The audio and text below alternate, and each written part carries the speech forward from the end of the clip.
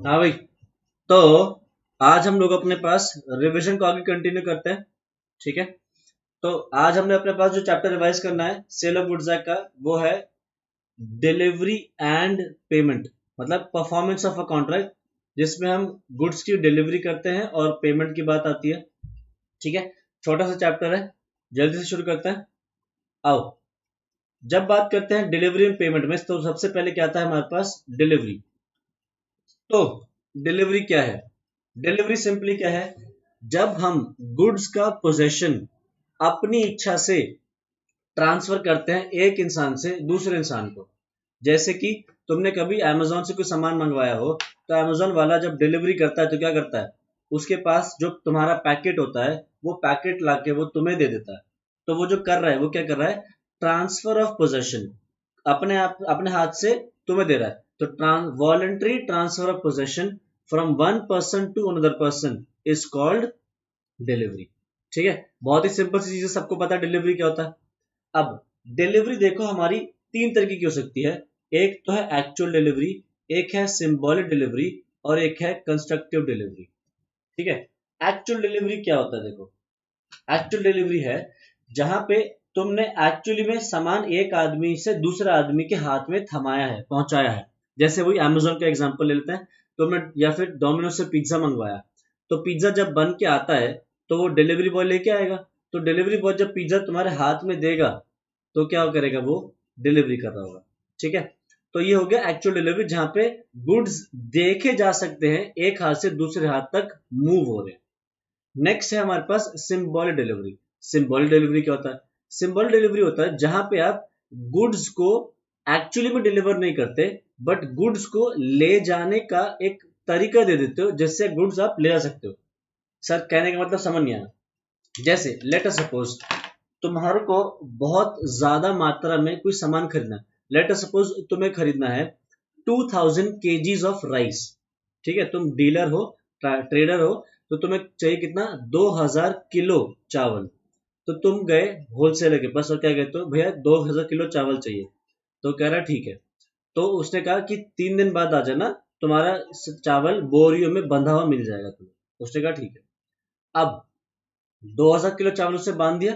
अब तुम जब 2 दिन बाद 3 दिन बाद कह रहे हो भैया मेरे चावल कहाँ है, तो वो कह रहा है चावल रखे गोदाम पे, ये लो गोदाम की चाबी और सामान ले लेना। ठीक है। तो ये क्या कर रहा है? Symbolic delivery. तुम्हें सामान हाथ में नहीं दे रहा है, वो चावल हाथ में नहीं दे रहा है, चावल को ले जाने के लिए जहां चावल जहां रखे हैं, वो उसका जरिया तुम्हें दे रहा है। तो क्या कर रहा है? Symbolic delivery. या फिर अगर तुम जैसे कभी गाड़ी खरीदने जाते हो, तो तुम कहते हो कि भाई मुझे गाड़ी लेनी है, तो वो गाड़ी को तुम खरीद तो लेते हो, बट वो क्या करता है? गाड़ी तुम्हारे हाथ में थोड़ी देता है, वो तुम्हें दे देता है गाड़ी की चाबी, और क्या कहता है? अब आप इसको ले जाओ। तो ये क्या हो गया? सिंबॉलिक डिलीवरी, जहां पे एक्चुअल डिलीवरी हाथ में नहीं दी जाती, but means of obtaining delivery transfer कर दिया जाता है। ठीक है। लास्ट है कंस्ट्रक्टिव डिलीवरी। कंस्ट्रक्टिव डिलीवरी का मतलब क्या है? जहां पे गुड्स जो हैं, वो एक जगह से दूसरी जगह पे मूव नहीं हो रहे होते, बट फिर भी डिलीवरी मान ली जाती है। सर, ऐसा कैसे हो सकता है कि गुड्स मूव नहीं हो रहे? देखो, लेट सपोज तुम्हारे पास एक गाड़ी है। ठीक है। और तुम्हारी अपनी गाड़ी है वो। तुम्हें मान लो आगे चल के लोन लेने की जरूरत पड़ती है, तो तुम लोन तो एक काम करते हैं, गाड़ी नहीं लेते। लेट अस सपोज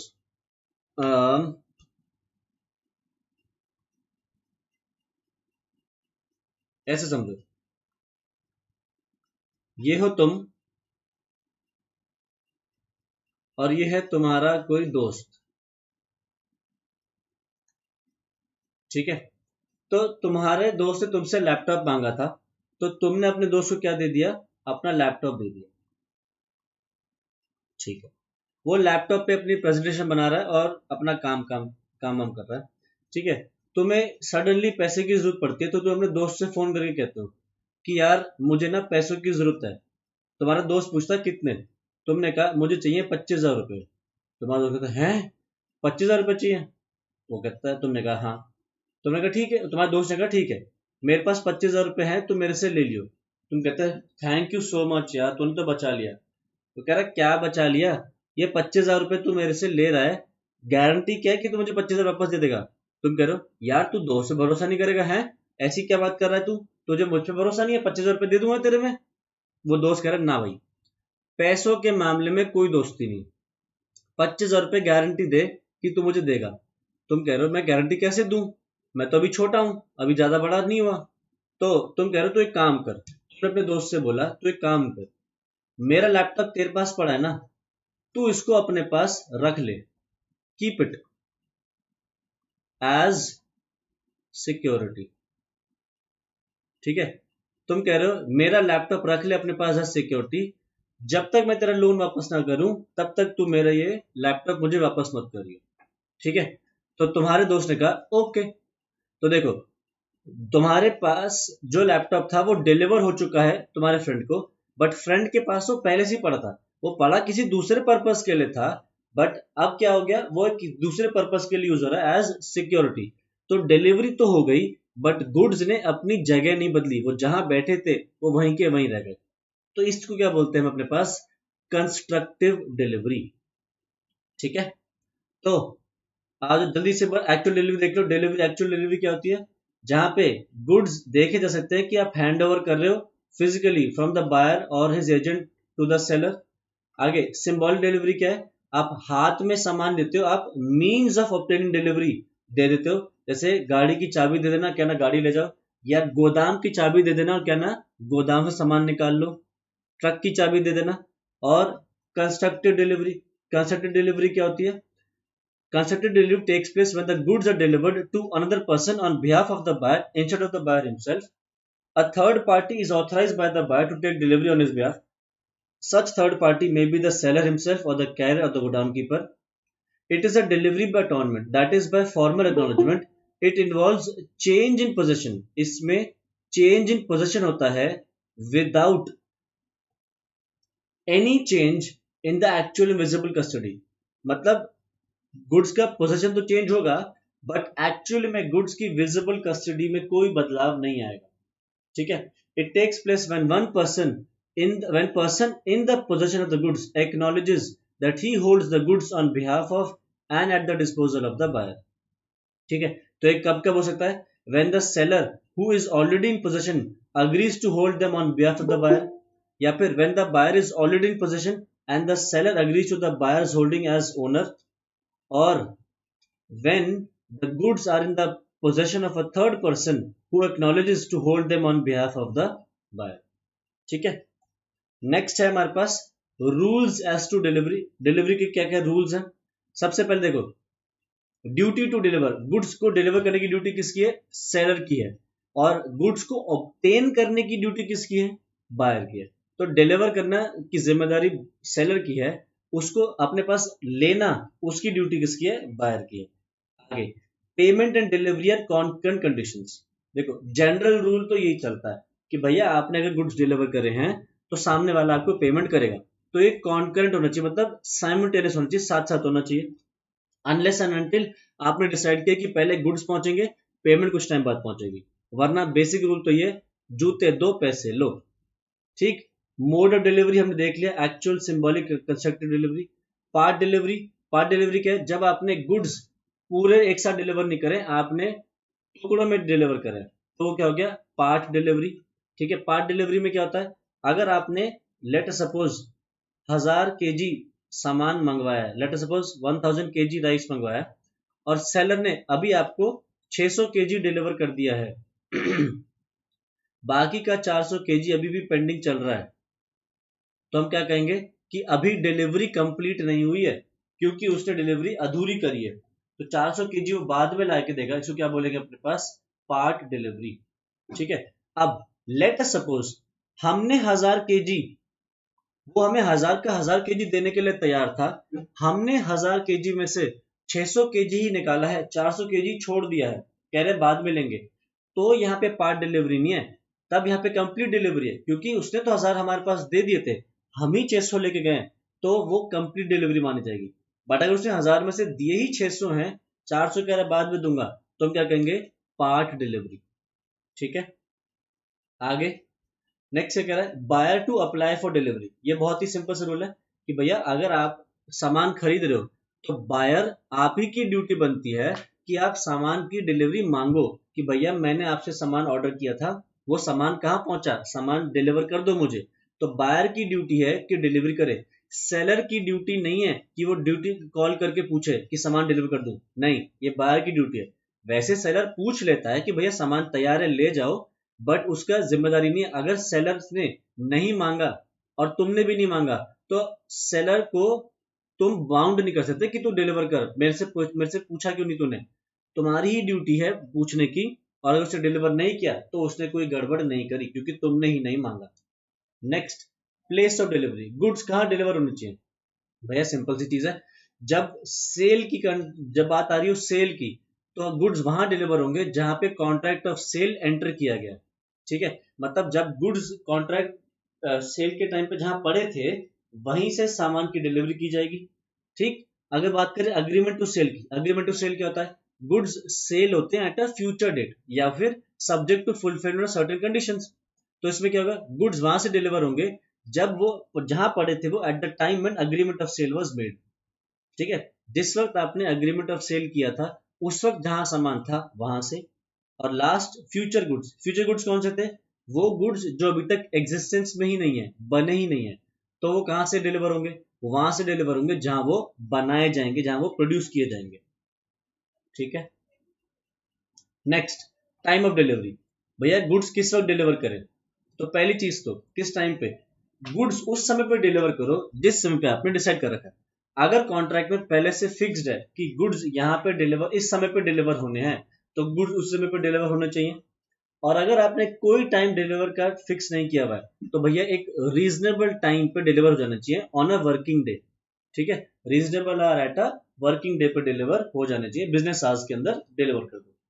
ठीक है, आगे, goods in possession of a third party.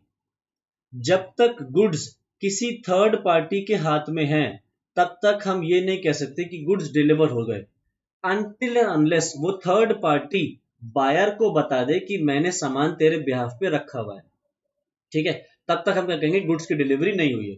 तो समझो, ऐसे समझो कि मान लो एक आदमी ने सामान किसी को दिया कि भैया ये सामान आप रख लो, और मतलब तुमने लेट अस सपोज तुम्हें कुछ सामान खरीदना है और तुम खुद नहीं गए, तुमने अपने दोस्त को बेच दिया, तो दोस्त क्या हो गया, थर्ड पार्टी हो गया। तो सेलर को बेचा तो तुम्हें चाहिए, सेलर ने डिलीवर कर दिया थर्ड पार्टी को, तुम्हारे दोस्त को, तो उसने जो उसको डिलीवरी करी उसको डिलीवरी नहीं मानेंगे जब तक तुम्हारा दोस्त तुम्हें कॉल करके ये ना बोल दे कि भाई मैंने तेरा सामान ले लिया है और अब ये तुम मुझसे ले लियो, तब तक हम डिलीवरी नहीं मानेंगे।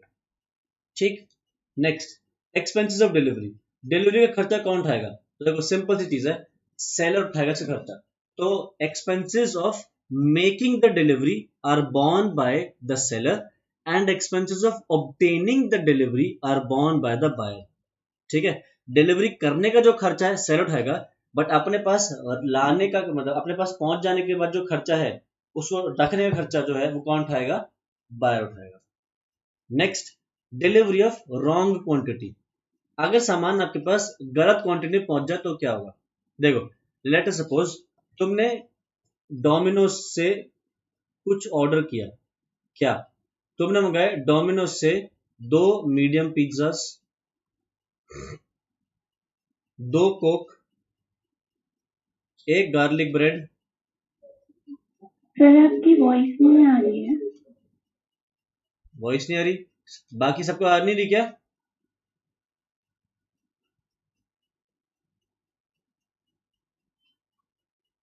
आ रही है सर। आ रही है, पूनम चेक करो अपना माइक अपना स्पीकर। तो लेट सपोज तुमने डोमिनोज से 2 medium pizzas, 2 Coke, 1 garlic bread और 2 चोको लावा केक मंगवाए। देख रहे हो कितनी भूख लग गई एकदम से ही, जैसी तुमने खाने की बात करी भूख लगने लग गई होगी। अब मान लो तुमने ये मंगाया और एक्चुअल में डिलीवरी क्या हुई, 2 medium pizzas, 2 Coke, 0 garlic bread और 2 चोको लावा। तो हुआ क्या, जो तुमने मंगवाया था उससे कम सामान आया, तो तुम क्या कर सकते हो, तुम यहाँ पे ये कर सकते हो कि सारा का सारा सामान वापस भेज दो, कहो भैया जब तक गार्लिक ब्रेड नहीं तब तक हम सामान नहीं लेंगे। या फिर क्या करो, जितना सामान आ गया उसको रख लो और बचा हुआ जो तुमने गार्लिक ब्रेड है उसकी पेमेंट मत करो। ठीक, एक और पॉसिबिलिटी है, क्या, कि गार्लिक ब्रेड एक मंगाई थी, गार्लिक ब्रेड भी 2 आ गई। डोमिनोज को लगा कि सब चीजें 2 मंगाई तो गार्लिक ब्रेड भी 2 ही थी, उन 2 गार्लिक ब्रेड भेज दी। तो अब क्या है, 2 गार्लिक ब्रेड मंगा ली, एक मंगानी थी, तो क्या हुआ, अब क्या कर सकते हो, एक गार्लिक ब्रेड जो तुम्हारे पास आई उसको रख लो और उसकी पेमेंट कर दो, नहीं तो एक गार्लिक ब्रेड वापस कर दो, या फिर सारा सारा ऑर्डर वापस कर दो, क्या बोल के कि भैया हमने तो जितना मंगाया था ज्यादा आ गया, हमें नहीं चाहिए, आप वापस कर दो। तो पॉसिबिलिटी क्या है, सारा वापस कर दो, जितना एक्स्ट्रा है उतना वापस कर दो, या फिर सारा एक्सेप्ट कर लो, जितना एक्स्ट्रा गार्लिक ब्रेड है उसको अपने पास रख लो और उसकी पेमेंट कर दो। पूनम मुझे नहीं पता तुम्हें क्यों नहीं आ रही, बाकी सबको आवाज आ रही है, ठीक है। तो अब देख लो, मुझे नहीं पता तुम्हारा स्पीकर में कोई प्रॉब्लम है, किसमें क्या प्रॉब्लम है, हो सकता है तुम्हारे उसमें हो, ईयरफोन से कोई प्रॉब्लम हो। अगला एक और ऑप्शन है, डिलीवरी अगर मिक्स्ड गुड्स के साथ हो जाए। मान लो तुमने जैसे ये मंगाया था, तुमने गार्लिक ब्रेड मंगाई थी, मान लो सिर्फ नॉर्मल वाली, कैसे नॉर्मल वाली, मतलब होता ना, एक होती है चीजी, एक चीज वाली गार्लिक ब्रेड होती है, एक के ऊपर आप नॉर्मल गार्लिक ब्रेड लेते हो। तुमने मंगाई थी मान लो प्लेन गार्लिक ब्रेड, और उसके वो उन्होंने भेज दी मिक्स गार्लिक ब्रेड जिसके ऊपर चीज डली हुई थी।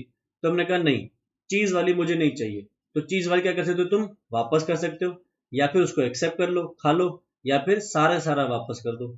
तो हम अगर क्वांटिटी में गड़बड़ करते हैं तो या तो शॉर्ट डिलीवरी होगी, या एक्स्ट्रा डिलीवरी होगी, या फिर मिक्स्ड डिलीवरी होगी, ठीक है।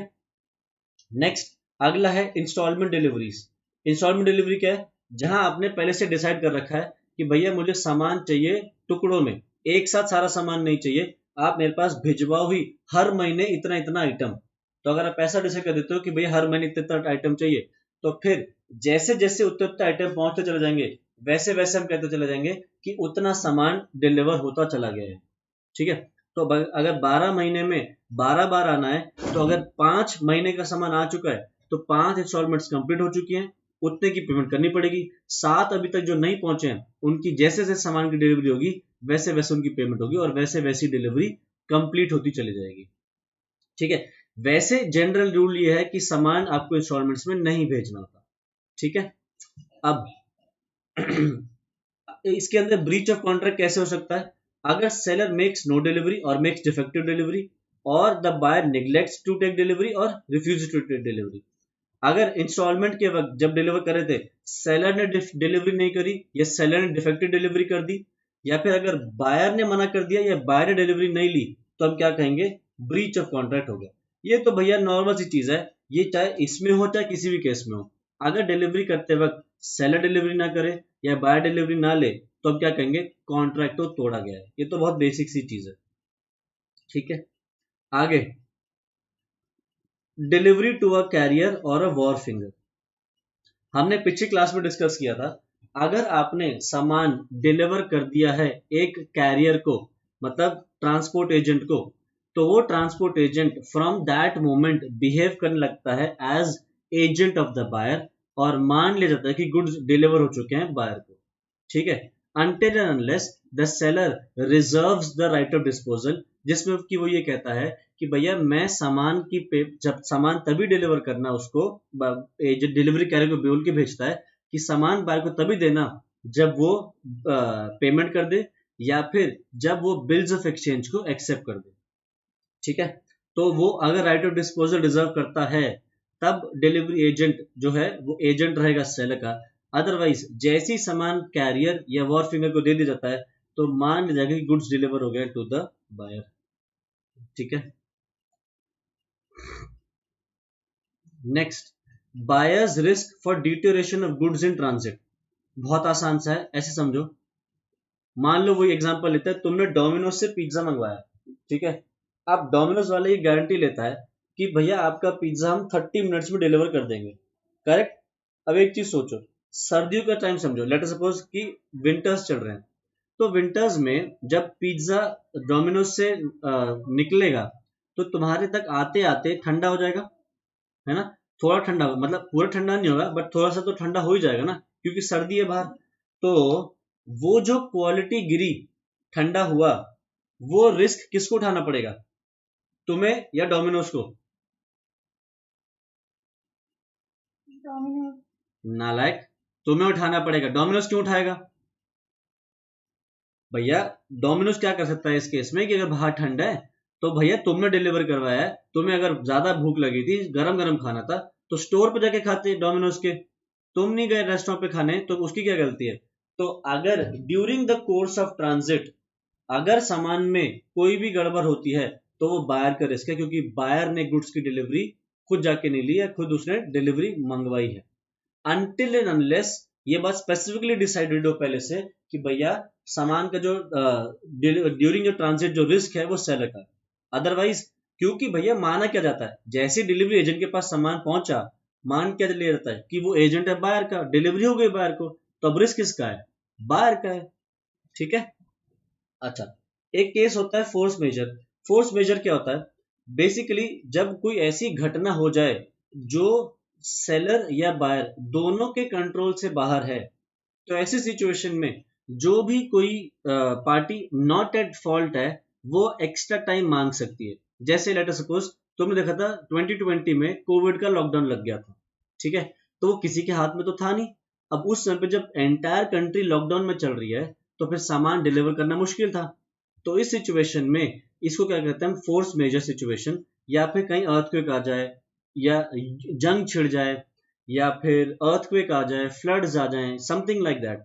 ऐसी सिचुएशन में डिलीवरी थोड़ी सी डिले होती है, पोस्टपोन होती है। तो इस सिचुएशन में बायर और सेलर को थोड़ी अपने कॉन्ट्रैक्ट को पोस्टपोन करना पड़ेगा, डिलीवरी को। अगर पता नहीं चल रहा कि कितने टाइम तक डिलीवरी पोस्टपोन होगी, तो मतलब कब तक आप ये डिलीवरी नहीं कर पाओगे, अनलिमिटेड टाइम तक आपको नहीं पता, तो इस सिचुएशन में कॉन्ट्रैक्ट को फिर सस्पेंड करना ही बेटर होगा। ठीक है, आगे। Buyer's right to examine the goods. Buyer का अधिकार क्या है? कि वो गुड्स को एग्जामिन भी करेगा। ठीक है, ये तो बहुत बेसिक सी चीज है, नॉर्मल। डिलीवरी करते वक्त या डिलीवरी करने के बाद भी एक रीजनेबल टाइम मिलना चाहिए गुड्स को इंस्पेक्ट करने का। ये तो तुमने देखा भी होगा कि जब तुम कभी Amazon, फ्लिपकार्ट कहीं से सामान मंगवाते हो तो वो आपको कहते हैं आपके पास 7 दिन का टाइम है, 10 दिन का टाइम है वापस करने का। तो वो क्या है? एग्जामिन करने का जो आपको पीरियड मिल रहा है। Next, delivery of goods to the buyer does not mean acceptance of the goods. Just because goods deliver हो चुके हैं बायर को, इसका मतलब ये नहीं कि उसने गुड्स एक्सेप्ट कर लिए। उसको एक्सेप्ट करने के लिए जब तक वो इंटीमेट नहीं करता सेलर को कि उसने एक्सेप्ट कर लिया, तब तक डिलीवरी नहीं मान जाएगी। जब तक उसने कोई ऐसा काम नहीं कर दिया जो कि एक ओनर ही कर सकता है, या फिर after lapse of a reasonable time. ये बेसिकली पता है क्या है? ये वैसा ही कुछ है जैसा हमने अकाउंट्स में देखा है, sale of goods on approval basis. हमने देखा था अगर आप goods sale on approval basis पे भेजते हो तो क्या करते हो? कस्टमर से कहते हो भैया आप मेरा सामान 10 दिन यूज करके देखो, 5 दिन यूज करके देखो, जैसा भी, और अगर आपको पसंद आ जाता है तो उसके बाद आप ये खरीद लेना, नहीं तो वापस कर देना। तो मान लो अगर हमने 10 दिन का टाइम दिया है, अगर वो 10 दिन बाद भी सामान वापस नहीं करता तो हम क्या कहेंगे? गुड्स की डिलीवरी हो गई। या अगर वो 10 दिन से पहले पहले ही बता दे कि हाँ मैंने सामान, मुझे पसंद आया मैं लूंगा, तो हम क्या मानेंगे? गुड्स की डिलीवरी हो गई। या अगर वो सामान को किसी और को बेच दे, वो सामान किसी को गिफ्ट कर दे, वो सामान किसी और के पास गिरवी रख दे, मतलब कोई भी ऐसा के काम कर दे जो सिर्फ एक ओनर ही कर सकता है, तो हम क्या कहेंगे? गुड्स की डिलीवरी हो गई। ठीक। Next, buyer is not bound to return the rejected goods. देखो, तुमने देखा होगा, जैसे मान लो तुमने Amazon से कोई सामान मंगाया और तुम्हें वो सामान पसंद नहीं आया, तो तुम क्या करते हो? अपने फोन पे रिक्वेस्ट डाल देते हो कि भैया ये सामान रिटर्न कर दो। ठीक। तो अगर आप अपने फोन में रिटर्न का रिक्वेस्ट डालते हो तो आपको थोड़ी जाके सामान देना पड़ता है। कौन आता है? Amazon का ही एजेंट आता है और वो सामान पिकअप करके वापस ले जाता है। तो यहाँ पे ये चीज लिखी है कि बायर को अगर सामान पसंद नहीं आया तो वो सामान वापस करने की रिक्वेस्ट डाल देगा, मतलब सेलर को बोल दिया मुझे सामान पसंद नहीं आया। सेलर की ड्यूटी है कि वो सामान को वहां से कलेक्ट करे, बायर की ड्यूटी नहीं है रिटर्न करने की। ठीक है। Next, liability of the buyer for neglecting और refusing the delivery of the goods. अगर सामान की डिलीवरी सेलर करने को तो तैयार है, बट बायर ने डिलीवरी नहीं ली या बायर ने डिलीवरी डिले कर दी और उस दौरान सामान में कोई भी नुकसान हो जाता है, तो वो नुकसान फिर बायर उठाएगा। ठीक है, ये हमने पिछली क्लास में भी देखा था कि मान लो आपने 17 अप्रैल को सामान डिलीवर करने के लिए सेलर तैयार बैठा है, बायर ने 17 अप्रैल को लेने से मना कर दिया, बायर कह रहा जी मेरे पास 30 अप्रैल को भेजना, तो जो बीच में 13-14 दिन है उस दौरान सेलर के पास सामान पड़ा है, अगर सामान को कुछ भी हो जाता है तो वो रिस्क किसका रहेगा फिर, बायर का, ना कि सेलर का। ठीक है, और लास्ट है हमारा forms of contract as regards carriage by sea. अगर आप सामान समुद्री रास्ते से भेजते हो तो फिर हम उसके जो अलग अलग कॉन्ट्रैक्ट्स हैं उसको क्या बोलते हैं, देखो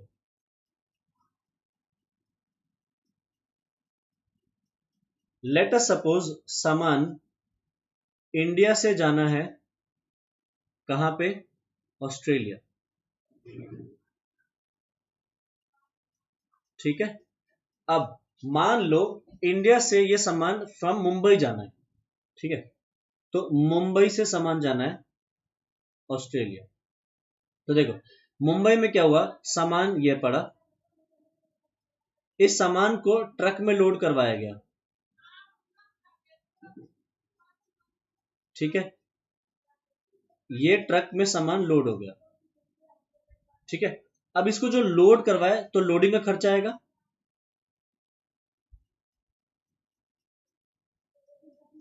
ठीक है, लोडिंग एक्सपेंसेस होता है। उसके बाद सामान चल के जाएगा, मतलब ट्रक में जाएगा, और कहां जाएगा, पोर्ट पे, मुंबई पोर्ट पहुंचेगा, तो जो ले जाने का खर्चा है वो कितना आ गया, फ्रेट को, उसको क्या बोलते हैं हम, फ्रेट। अब यहाँ पे पोर्ट पे जो ये ट्रक वाला सामान उतार देगा, ठीक, पोर्ट पे उतारने के बाद जब यहाँ शिप, जो यहाँ शिप खड़ी होगी, इस शिप के ऊपर सामान लोड कराया जाएगा, तो इसके ऊपर भी लोडिंग एक्सपेंसेस होंगे, ठीक है। अब जो ये शिप है, इस शिप में भी खर्च आएगा, मतलब शिप का जो फ्रेट है वो पे करना पड़ेगा, तो आपको सी का फ्रेट पे करना पड़ेगा। फिर शिप कहीं रास्ते में डूब ना जाए तो उसका इंश्योरेंस भी कराना है, ठीक है, और वही इसका कैरेज वगैरह भी देना है। और उसके बाद ये सामान चलता हुआ जाएगा और ये कहाँ उतरेगा, ऑस्ट्रेलिया के पोर्ट पे, ऑस्ट्रेलिया के पोर्ट पे सामान उतर जाएगा, और फिर वहां से जो बायर है वो अपने गोडाउन पे उसको ले जाएगा, करेक्ट। तो ये बहुत सारे हो गए।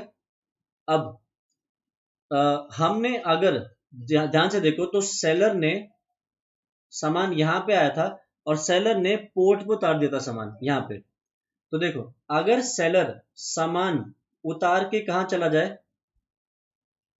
पोर्ट पे, मतलब वेसल के साइड में रख के चला जाए, तो यहां तक, अगर वो यहीं तक का काम कर रहा है तो उसको क्या बोलते हैं अपने पास, FAS, मतलब फ्री अलोंग साइड, मतलब सेलर यहां तक के खर्चे बेयर करेगा, इसके बाद के जितने भी खर्चे हैं वो सारे कौन बेयर करेगा, वो बेयर करेगा हमारा बायर, ठीक है। अच्छा, अगर सेलर ने सामान शिप पे चढ़वा दिया, ठीक है, तो शिप पे चढ़वाने का जो भी खर्चा आएगा वो क्या आएगा, लोडिंग एक्सपेंसेस। तो अगर सेलर यहां तक काम कर रहा है तो उसको क्या बोलते हैं हम अपने पास, FOB, मतलब फ्री ऑन बोर्ड, मतलब जब सामान बोर्ड हो जाएगा शिप के ऊपर तब सेलर फ्री हो जाएगा, यानी कि वो यहां तक के खर्चे उठाएगा, ठीक। अगला होता है हमारे पास CIF मतलब कैरेज इंश्योरेंस एंड फ्रेट। अगर सेलर क्या कह रहा है कि भैया मैं सामान शिप पे चढ़वा भी दूंगा और उसके बाद जो फ्रेट और इंश्योरेंस का खर्चा है मैं वो भी बेयर कर लूंगा, तो उसको क्या बोलते हैं हम अपने पास, CIF, ठीक है। और अगर सेलर क्या कह रहा है, सेलर कह रहा है कि नहीं भैया मैं सामान आपका पूरे पोर्ट तक पहुंचाऊंगा, ऑस्ट्रेलियन पोर्ट तक पहुंचाऊंगा, तो अगर वो यहां तक के खर्च उठाने को तैयार है तो उसको क्या बोलते हैं हम, एक्स शिप कॉन्ट्रैक्ट्स, ठीक है। तो एक्स शिप कॉन्ट्रैक्ट में क्या होता है, जो नेम्ड पोर्ट ऑफ डेस्टिनेशन है वहां तक के खर्चे कौन उठाएगा, सेलर। CIF में कहां तक उठाएगा, शिप पे चढ़ा के शिप का जो इंश्योरेंस है, शिप का जो फ्रेट है, शिप का जो कैरेज का खर्चा है वो उठा लेगा। FOB में कहां तक उठाएगा, जब तक सामान शिप पे लोड ना हो जाए बस वहीं तक का, इसके बाद का जो कैरेज इंश्योरेंस फ्रेट अकाउंट आएगा बायर उठाएगा। और अगर FAS है तो वो कहाँ रख के जाएगा, बस वेसल के साइड में रख के चला जाएगा, उसको चढ़वाना और उसके आगे के खर्चे सारे कौन उठाएगा, बायर उठाएगा। ठीक है, तो ये है हमारा free on board, free along side और आगे वाले जितने भी हमारे एक्स शेप कॉन्सेशन फ्रेट, ये सारे खर्चे उस हिसाब से डिपेंड करते हैं कि कौन सा कॉन्ट्रैक्ट है। ठीक है, तो यहां से हमारा ये वाला चैप्टर फिनिश हो जाता है। ठीक है, बताओ इस चैप्टर में किसी को कोई डाउट है, कुछ चीज पूछना है तो पूछो।